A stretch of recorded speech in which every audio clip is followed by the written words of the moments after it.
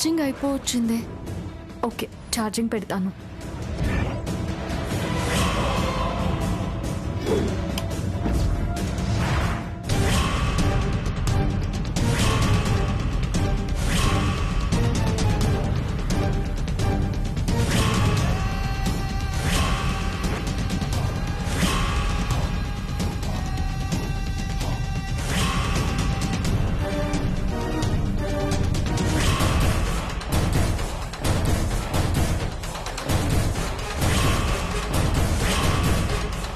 తను వాష్రూమ్కి వెళ్తున్నట్టుంది. ఇదే కరెక్ట్ టైం. ఆ ఫోన్లో ఏముందో చూడాలి.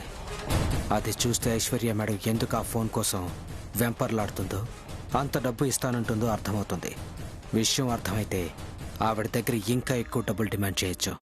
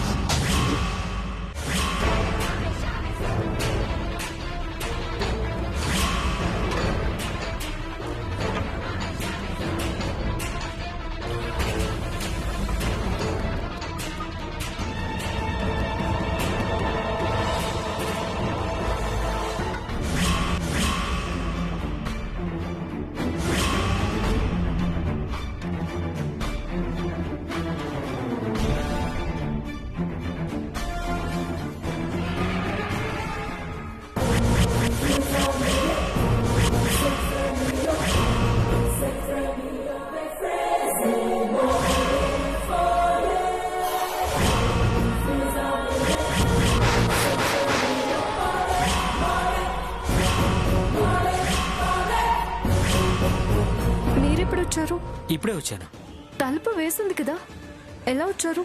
అవును, తలుపు వేసింది, దగ్గరికేసింది. పిలిచాను, పలకలేదు. అందుకే డోర్ తీసుకుని వచ్చాను. లేదే, నేను తలుపు దగ్గరకు వేయలేదే, గడియ వేశానే. లేదమ్మా, గడియ వేసలేదు. జస్ట్ అలా దగ్గరికేశారు అంతే. అయినా గడియ వేసున్న ఇంట్లోకి నేను ఎలా వస్తాను? నేనేం దొంగని కాదు కదా, బయట నుంచి గడి తీసుకుని రావడానికి. చచా, మీరు దొంగ అని నేను అనడం లేదు. నువ్వన్నా కూడా నేను దొంగని కాదమ్మా. నేను రాజమార్గంలో డోర్ తీసుకుని అలా వచ్చాను అంతే. నిన్ను పిలిచాను, నీకు వినపడలేదనుకుంటా. ఎక్కడున్నావా అని చూస్తున్నాను, ఇంతలో నువ్వు వచ్చావు. మీరు నన్ను పిలిచారా? అవునమ్మా, పిలిచాను. వినపడలేదనుకుంటా నీకు. అంతే అయి ఉంటుంది. మా అక్కకి కూరగాయలు కొనడానికి వెళ్ళడం కుదరదట, అందుకని ఈ లిస్ట్ రాసిచ్చింది, మిమ్మల్ని తీసుకురమ్మంది. అలాగే, తీసుకొస్తాను. వస్తానమ్మా. అమ్మా, లోపల గడియ వేసుకోండమ్మా. ఈ మధ్య దొంగ వేతలు ఎక్కువ తిరుగుతున్నారు. ఏది కనబడితే అది పట్టుకెళ్ళిపోతున్నారు. పైగా నీ ఫోన్ అక్కడ ఛార్జింగ్ కూడా పెట్టినట్టున్నావు. జాగ్రత్త. ఒక్క నిమిషం.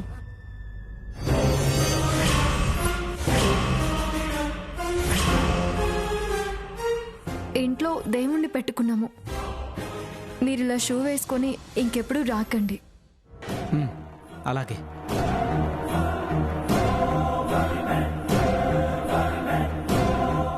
అఖిల్ బాబు వచ్చిన తర్వాత మళ్ళీ వాళ్ళ కోసం ఇద్దరం వెళ్ళి కూరగాయలు తేవాలి.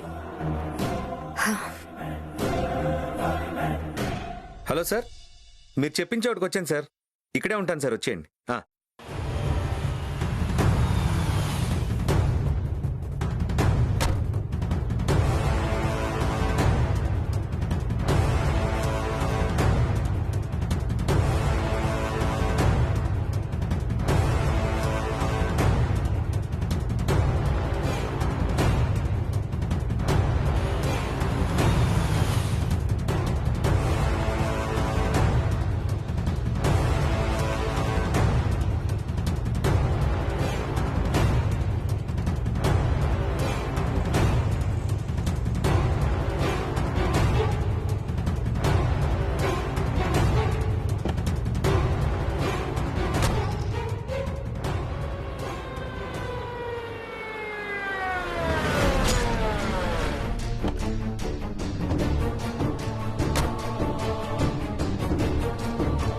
ఎక్స్క్యూజ్ మీ, ఇతను మా తమ్ముడు, ఈ అమ్మాయి మా మరదలు. ఫ్యామిలీలో చిన్న గొడవ రావడంతో వాళ్ళిద్దరూ ఇంట్లోంచి బయటకు వచ్చేసారు. ఈ ఏరియాలో ఎక్కడైనా చూసారా? లేదండి, చూడలేదు. మీకు ఎక్కడైనా కనపడితే ఈ నెంబర్కి ఫోన్ చేయండి. ఇది నా నెంబరే. తప్పకుండా చేస్తానండి.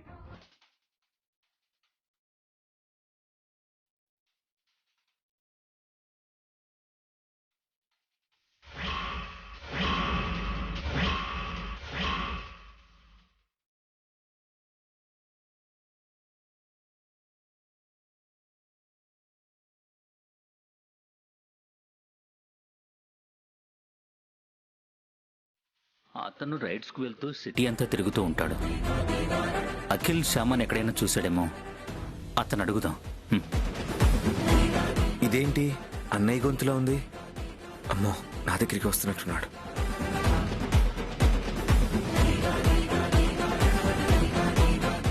ఎక్స్క్యూజ్ మీ,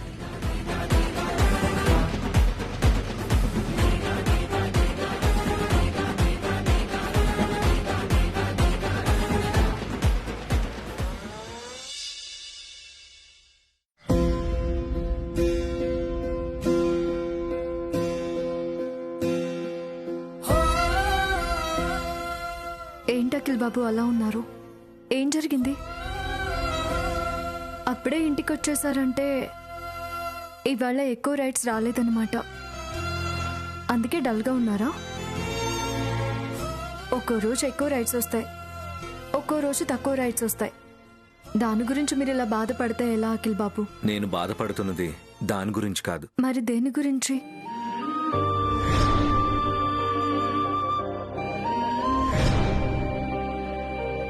అన్నయ్య అలా మన ఫోటోలు పట్టుకుని అందరినీ అడుగుతున్నారంటే వాళ్ళు మన కోసం ఎంతలా వెతుకుతున్నారో అర్థమైంది.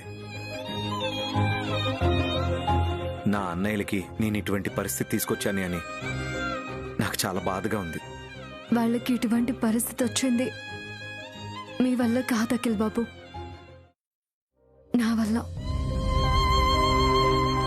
నా కోసమే కదా అఖిల్ బాబు మీరు ఆ ఇంట్లో నుంచి వచ్చేసారు. నీ కోసం కాకపోతే ఇంకెవరి కోసం వస్తాను శ్యామ. బ్రదర్ బ్రదర్, ఏంటి బ్రదర్? ఈ ఊళ్ళో మీకు శత్రువులు ఎవరైనా ఉన్నారా? శత్రువులా? ఎవరూ లేరే. బాగా ఆలోచించి చెప్పండి బ్రదర్. ఈ ఊళ్ళో మీకు శత్రువులు ఎవరైనా ఉన్నారా? ఊరి కాని ఊర్లో మాకెవరుంటారండి శత్రువులు? ఉన్నారు. మీకు కనపడని శత్రువులు, మీకు తెలియని శత్రువులు ఈ చుట్టుపక్కలే ఉన్నారు. వాళ్ళు మీ ఫోటోలు చూపిస్తూ మీ గురించి వెతుకుతున్నారు.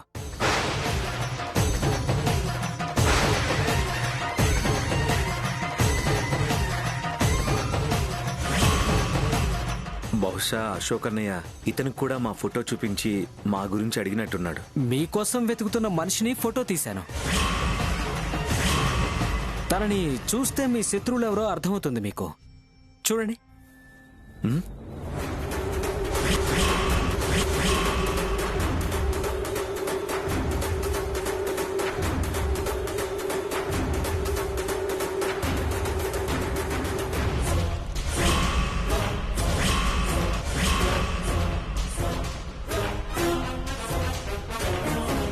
తెలుసా? ఈవిడెవరో మీకు తెలుసా? తెలీదు.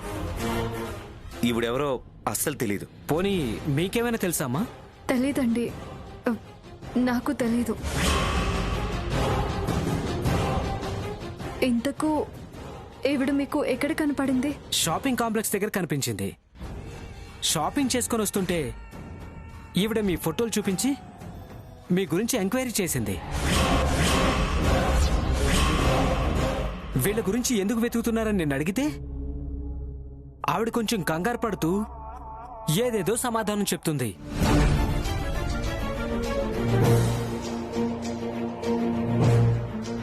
ఆవిడ మొహంలో కంగారు, ఆవిడ చెప్పిన సమాధానం వింటే ఆవిడ చెప్పింది నిజం కాదని అనిపించింది.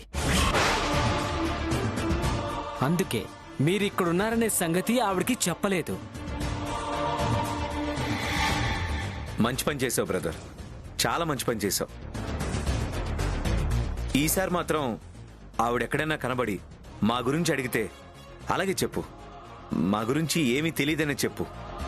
అలాగే బ్రదర్, తప్పకుండా. కానీ నాకొక డౌటు. ఏంటి బ్రదర్? మీ ఇద్దరికీ తెలియని ఆవిడ మీ ఇద్దరి ఫోటోలు పట్టుకొని ఎందుకు వెతుకుతుంది మీకోసం? బహుశా ఆవిడికి కావాల్సింది ఏదన్నా మీ దగ్గర ఉండుంటుంది, లేక ఇంకేదైనా కారణం ఉండుంటుందా? ఏదేమైనా మీరు కొంచెం బయటికి వెళ్ళినప్పుడు మాత్రం జాగ్రత్తగా ఉండాలమ్మా. ఆవిడ కంటపడితే లేనిపోని సమస్యలు వస్తాయేమో. అలాగేనండి. ఓకే బ్రో, వస్తాను. బాయ్.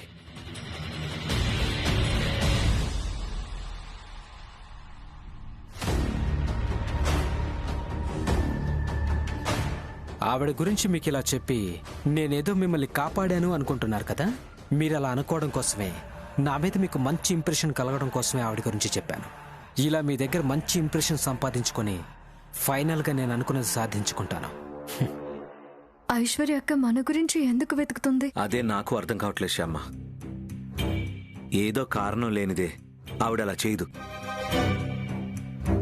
మనం ఇక్కడ ఉన్నామన్న విషయం ఎట్టి పరిస్థితిలో ఆవిడకి తెలియకూడదు. బయటికి వెళ్ళినప్పుడు నువ్వు కాస్త జాగ్రత్తగా ఉండు. అలాగే అఖిల్ బాబు.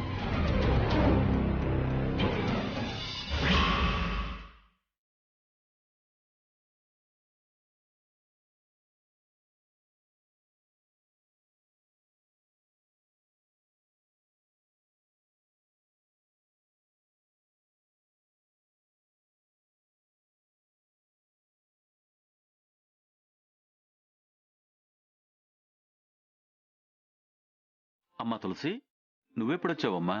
ఇప్పుడే వచ్చానన్నయ్య, మీతో కొంచెం మాట్లాడాలి. అలాగే అమ్మా, ఒక్క 5 నిమిషాలు వెయిట్ చేయి, వచ్చేస్తాను. సరేనమ్మా.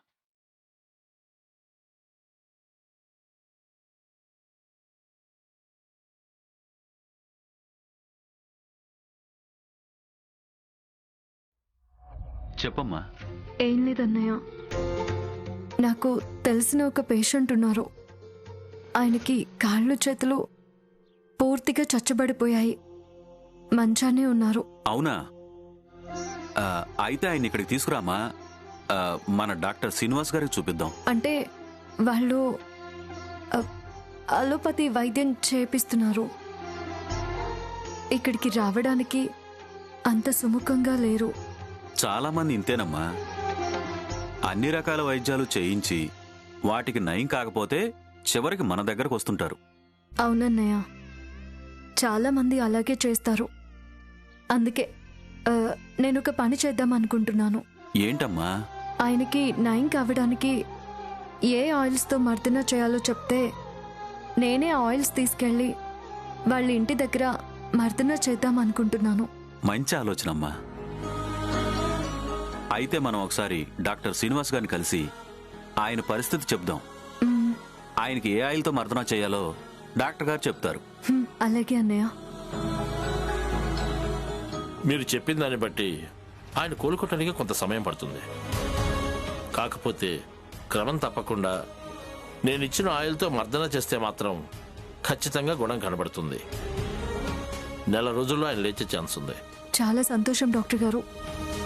డాక్టర్ గారు, నాకు ఒక చిన్న డౌట్. ఏంటమ్మా? ఇప్పుడు మీరు ఇచ్చిన ఈ ఆయిల్స్తో మర్దన చేస్తూ కూడా ఆ పేషెంట్ అలోపతి మెడిసిన్స్ వాడొచ్చా డాక్టర్ గారు? వాడుకోవచ్చమ్మా. దానికి దీనికి ఏ సంబంధం లేదు. అవి కడుపులోకి తీసుకునే మాత్రలు. ఇవి ఎక్స్టర్నల్ గా పూసే ఆయిల్స్. ఏ ఇబ్బంది ఉండదు. థ్యాంక్ యూ డాక్టర్ గారు. ఇట్స్ ఓకేమ్మా. సత్యం డాక్టర్ గారు, సేమ్ ప్రాబ్లంతో చెన్నై నుంచి ఒక పేషెంట్ వచ్చారు కదా? అవును డాక్టర్. ఇప్పుడు ఆ పేషెంట్ కి నువ్వు మసాజ్ చేయాలి కదా? నెక్స్ట్ అతని దగ్గరికే వెళ్ళాలి. అయితే ఓ పంచే, మీ చెల్లెల్ని కూడా ఆ పేషెంట్ దగ్గరికి తీసుకెళ్ళి నువ్వు ఏ ఆయిల్స్ తో ఎలా మర్దన చేస్తున్నావో ఆ అమ్మాయికి చూపించు. సేమ్ ఆయిల్స్ అమ్మాయికి ఇచ్చి పంపించు. ఒక వారం రోజులు ఆ ఆయిల్స్ తో మర్దన చేసిన తర్వాత పేషెంట్ పరిస్థితి ఎలా ఉందో నాకు చెప్పండి. దాన్ని బట్టి అవసరమైతే ఆయిల్స్ మారుద్దాం. అలాగేనండి. అలాగే సార్. వెళ్ళమ్మా, మీ అన్నయ్యతో వెళ్ళు, ఆయన వివరంగా చెప్తారు. Thank you doctor. పదమ్మా.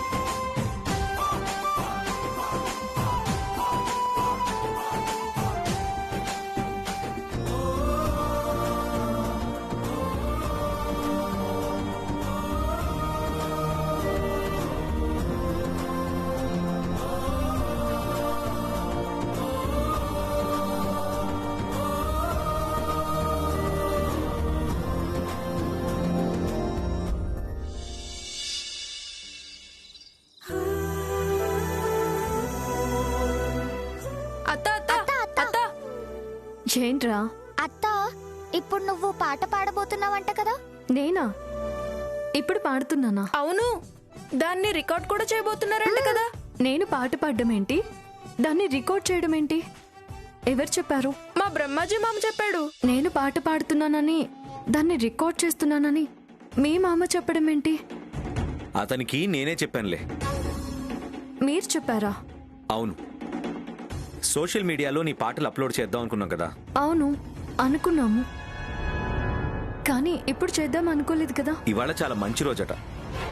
మొదటి పాట రికార్డ్ చేస్తే మంచిదని వీళ్ళు మామయ్య చెప్పారు. అయితే కెమెరా తీసుకురండి, రికార్డ్ చేద్దామని చెప్పాను. బ్రదర్ చెప్పాడు, నేను కెమెరాతో వచ్చేసాను. ఇప్పటికిప్పుడు పాట పాడడం అంటే కష్టమేమో. నీకేం కష్టమత్తా? ఎప్పుడు పాడమన్నా నువ్వు చక్కగా పాడతావు. అవును, నిద్రలేపి అడిగినా కూడా నువ్వు బ్రహ్మాండంగా పాడతావు. సరే, ఏ పాట పాడమంటారు? నీ ఇష్టం. అరవెరిసిన చిరునగవులు పాట పాడత్తా. సరే, అదే పాడతాను. బ్రదర్, మీరు వీడియో స్టార్ట్ చేయండి. అలాగే.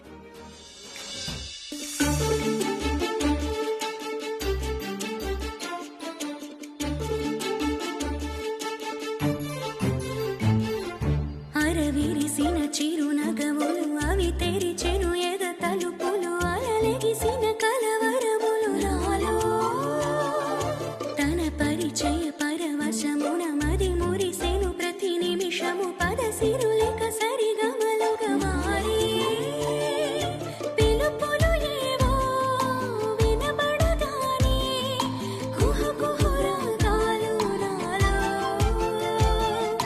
వెలుగుల మోమే కుదురుగా చేరి నలుపుతూ స్నేహ